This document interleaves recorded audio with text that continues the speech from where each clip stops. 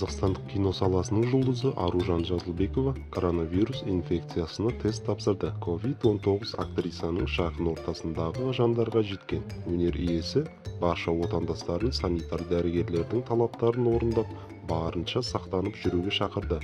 Аружан Жазылбекова Instagram парақшасында қауіпті вирусты анықтайтын тесттен өтіп, нәтижесін күтіп отырғанын хабарлады. Актрисаның бұл мәлімдемесі желі қолданушыларын біраз уайымға салған. Осымен болды. Үйге қыс келді. Коронавирус менің жақын ортама жетіп алды. Мен вирусқа сенген жоқпын деп айта алмаймын. Адамдар бұл жағдай олардың басына келмейді деп ойлайтын әдеті бар ғой. Үйде оқшауланып ПЦР тестінің нәтижесін күтудемін. Енді симптомсыз науқастар вирустың нағыз тасушысы екенін түсініп жатырмын. Ауруханаларда орын жоқ. Кезекшілерге хабарласу мүмкін емес. Ал жедел жәрдем келмей қалуы мүмкін екені айтылып жатыр. Оған қарбалас себеп болған. Қысқасы, өзіңді өзің ғана құтқара аласың.